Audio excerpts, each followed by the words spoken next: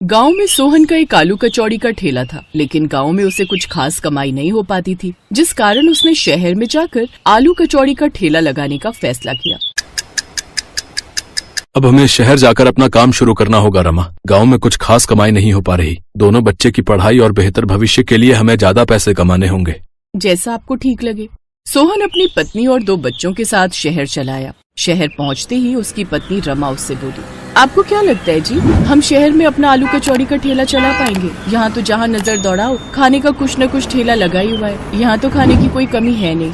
ऐसे में कोई हम गरीबों के हाथों की आलू कचौड़ी क्यों ही खाएगा? अभी तो काम शुरू भी नहीं हुआ और तुमने पहले ही हार मान ली रमा। अब वो शहर में अपने लिए किराए पर कमरा ढूंढते हैं। उन्हें एक कम दाम में कमरा मिल जाता है।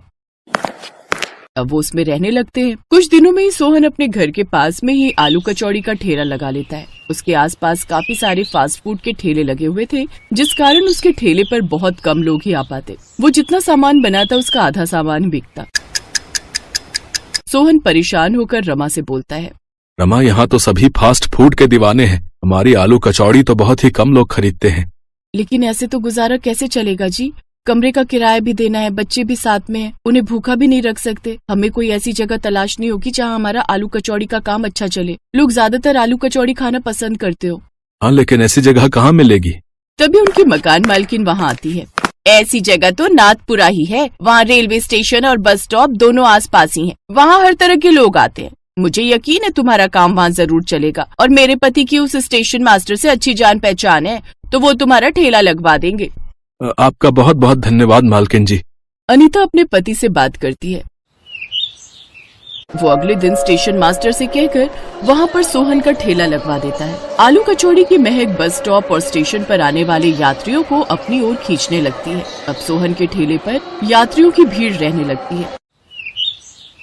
एक बार एक कुली सोहन के पास आता है और उसके हाथ की आलू कचौड़ी खाकर खुश हो जाता है।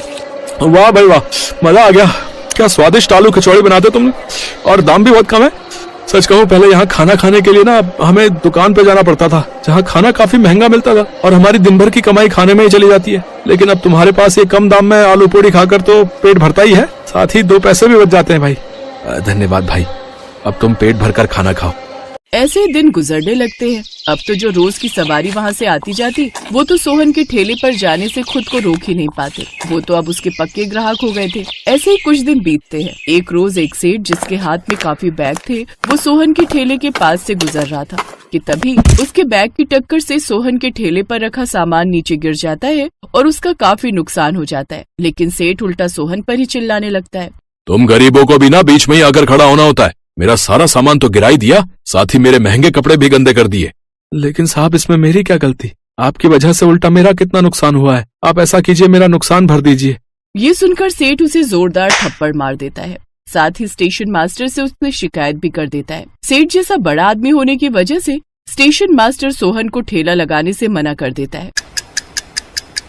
ये सब बातें जब रमा को पता चलती है तो वो बोलती है, ना जाने कैसे आदमी है इस शहर में, अब क्या होगा जी। अब सोहन घर पर ही रहता है। वहीं दूसरी तरफ सोहन का ठेला न लगने की वजह से अब उसके रोजमर्रा के ग्राहक भी काफी परेशान हो चुके थे।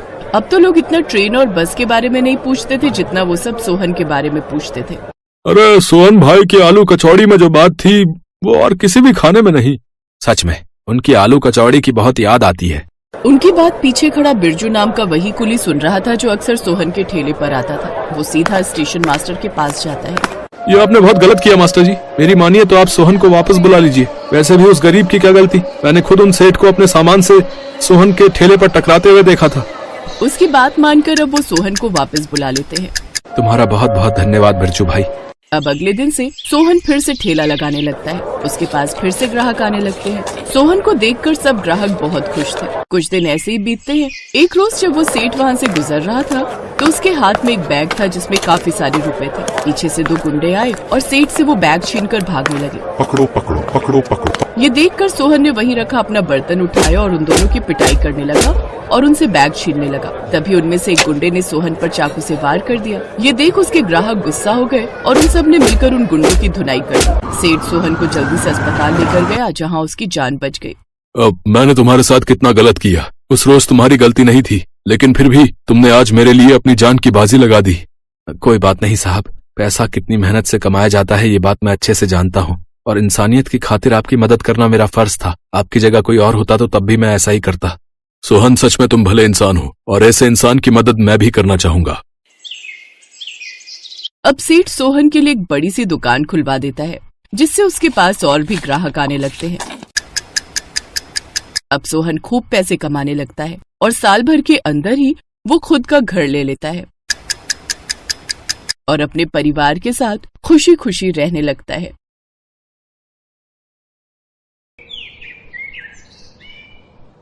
बहुत पुराने समय की बात है। ढोलकपुर गांव में गजोधर का एक बहुत ही गरीब परिवार रहता था। वो हर वक्त बीमार ही रहता था। उसकी आखिरी तमन्ना थी अपने बेटे की शादी करा दे वो। मनोज बेटा, पता नहीं ऊपर वाले का बुलावा कब आ जाए, उससे पहले मैं अपनी बहू का चेहरा देख लेना चाहता हूँ। ऐसा मत बोलिए आप, सब ठीक हो जाएगा। भला हम जैसे गरीब परिवार को अपनी लड़की कौन देगा? ऐसी कोई बात नहीं है माँ, क्या गरीबों की शादी नहीं होती? मेरे पिताजी ठीक भी हो जाएंगे और जल्दी मैं शादी भी कर लूंगा। गांव के एक पंडित जी हैं, वो तो हमारे बारे में सब जानते ही हैं। उनके पास कोई ना कोई ऐसा परिवार जरूर होगा जो हमारे घर में अपनी बेटी दे सके। मैं शाम को चाय की टपरी पर जाऊंगा, वहां पर पंडित जी हर शाम को आते हैं, वहीं उनसे बात करके देखता हूँ। ठीक है बेटा। मैं आपके लिए काढ़ा बनाकर लाती हूँ, उससे आपको थोड़ा आराम मिलेगा। मनोज मेहनत मजदूरी करके अपना घर चलाता था और अपने माँ बाप को पालता था। शाम के वक्त मनोज गांव में एक चाय की टपरी पर पहुंच गया। वहां पर गांव के कुछ और लौंडे पहले से ही बैठे थे। और मनोज भाई, क्या हाल चाल? बहुत टेंशन में लग रहे हो। अरे चाचा, अपने मनोज भाई को जरा एक मस्त कटिंग चाय पिलाओ। हाँ, बस 2 मिनट रुको, मैं चाय बनाता हूँ, पंडित जी भी आने वाले हैं। चाचा तो रुक जाओ, जब पंडित जी आ जाएं तब हम सब एक साथ ही चाय पियेंगे। क्या बात है मनोज भाई, आज पंडित जी की याद कैसे आ गई? कहीं शादी वादी का इरादा तो नहीं है? हाँ? अरे पंडित जी का तो काम ही यही है, वो कहीं ना कहीं से खोद के आपके लिए रिश्ता ले ही आएंगे। वो लोग आपस में बात कर ही रहे थे कि तभी वहां पर पंडित जी आ गए। अरे किसका रिश्ता ले आएंगे राजू? चाचा जल्दी से अब हमारी चाय बना दो। अरे पंडित जी, बात दरअसल ये है कि मेरे पिताजी अक्सर बीमार रहते हैं। मेरे परिवार के बारे में तो आप जानते ही हैं, मैं मेहनत मजदूरी करके अपना काम चलाता हूँ, लेकिन मेरे पिताजी कह रहे थे कि मरने से पहले अपनी बहू का चेहरा देखना चाहता हूँ। तो अगर आप कुछ बस अब और कुछ भी बोलने की जरूरत नहीं है बेटा। अरे मैं तो तुमसे पहले भी बोल चुका हूँ शादी के लिए, लेकिन तू हर बार मना कर देता था। मेरे पास है एक रिश्ता, वो भी गरीब परिवार के ही है। अगर तू कहे तो बात करूं। हाँ पंडित जी, आपको जो करना है कीजिए, मेरी तरफ से कोई भी रिश्ता पक्का ही है। आप मेरे लिए कोई बुरी लड़की तो लाएंगे नहीं, बस लड़की को मेरा परिवार पसंद होना चाहिए और मुझे कोई डिमांड नहीं है। अगले दिन ही पंडित जी ने दोनों परिवारों को मिला दिया। लड़की का नाम पूनम था। पूनम का परिवार भी बहुत गरीब था। मनोज को दहेज की डिमांड नहीं थी, इसलिए उन लोगों को मनोज का रिश्ता मंजूर हो गया और दोनों की शादी हो गई। आज पूनम की पहली रसोई थी। ससुर जी की तबीयत ठीक नहीं है, इसलिए मैंने हल्का खाना बनाया। मुझे कढ़ी चावल बनाना बहुत अच्छा आता है। आप लोग खाकर बताइए कैसा बना है। सभी ने पूनम के हाथ के बने कढ़ी चावल खाए और सभी को बहुत पसंद आए। ऐसे ही दिन बीतते गए, लेकिन पूनम के ससुर की तबीयत और भी ज्यादा खराब हो गई। सारे पैसे जो बचे थे सब उनके इलाज में चले गए। पूनम, कभी कभी मुझे कष्ट होता है कि मैंने तुमसे शादी करके तुम्हारी जिंदगी भी बर्बाद कर दी। मेरे पास कोई काम भी नहीं बचा और इस बार की फसल भी नष्ट हो गई। जो पैसे बचे थे वो पिताजी के इलाज में चले गए। अब खाने को भी कुछ नहीं बचा। क्या बनाओगी तुम? आप खुद को दोष देना बंद कर दीजिए। मैं भी एक गरीब परिवार की हूँ। मैंने भी बहुत बुरे बुरे दिन देखे हैं। अभी हमारी किचन में चावल और अरहर की दाल बची हुई है। मैं दाल को पीसकर उसका बेसन बना देती हूँ। फिर कढ़ी चावल तो आप लोग को पसंद ही है। क्यों, मैंने सही कहा ना? अरे ये तो बहुत अच्छी बात है बेटा। अब मुझे लगता है कि मेरा आखिरी वक्त आ गया है। तूने मेरी ख्वाहिश पूरी कर दी, इसके लिए मैं तेरा शुक्रगुजार हूँ। मैंने बहू का चेहरा देख लिया। नहीं पिताजी, आप ऐसा मत बोलिए। आपकी ख्वाहिश तो पूरी होगी, लेकिन मेरी भी एक ख्वाहिश थी कि मैं ये घर अच्छा खासा बनवा सकूं और आपको इस गरीबी से बाहर निकाल सकूं। उससे पहले आप हमें छोड़कर कहीं नहीं जा सकते। माँ, पिताजी को समझाइए ना। मनोज बिल्कुल सही कह रहा है। मनोज के पापा, आपने अपनी ख्वाहिश तो पूरी कर ली।